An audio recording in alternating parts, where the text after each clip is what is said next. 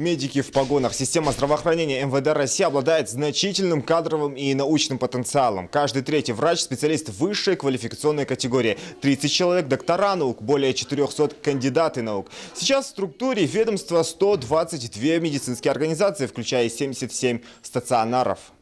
Их работа и опасна, и трудна. Сейчас эти коридоры пустуют из-за эпидситуации. Больные на амбулаторном лечении, но врачи по-прежнему на боевом посту. Магомед Ушахов никогда и не думал, что свяжет свою жизнь с органами внутренних дел. Но точно был уверен, станет медиком. Он продолжает династию врачей. Начинал свою карьеру травматологом в республиканской больнице, затем решил немного поменять род деятельности. Сначала перевелся в ФСИН, затем уже в 2013-м в медико-санитарную часть регионального МВД. Первое время работал врачом-травматологом в отделении экстренной медицинской помощи.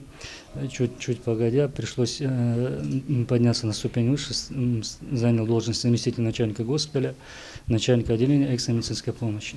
Майор внутренней службы очень быстро зарекомендовал себя отличным специалистом, особенно в самое непростое для нас время – пандемию. Так, за огромный труд Магомеду Ушахову вручили ведомственную награду – медаль за доблесть в службе. Церемония проходила в уже привычном для всех онлайн-формате под председательством министра внутренних дел России Владимира Колокольцева. Награду Магомед получил из рук главы регионального ведомства. Коллектив медико-санитарной части МВД России по республике Ингушетия, как и наши коллеги, приложил максимальные усилия, чтобы минимизировать проявления и последствия новой коронавирусной инфекции среди личного состава.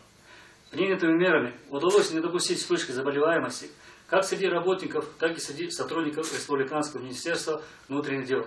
Владимир Колокольцев отметил, сотрудникам органов внутренних дел приходится решать задачи по обеспечению правопорядка в сложных эпидусловиях. Несмотря на это, удалось избежать массовой вспышки вируса среди личного состава. Такой результат стал возможен благодаря самоотверженной круглосуточной работе врачей, медсестер, младшего персонала. Вы, как настоящий герой, с риском для себя боролись и продолжаете бороться за жизнь и здоровье наших коллег. Желаю всем вам, а также тем, кто в эту минуту находится на ответственном посту, крепкого здоровья, новых профессиональных успехов и благополучия. Свою служебную форму с погонами и новой медалью Магомед быстро меняет на белый халат. Работа не ждет. Врач-травматолог здесь, пожалуй, самый востребованный специалист.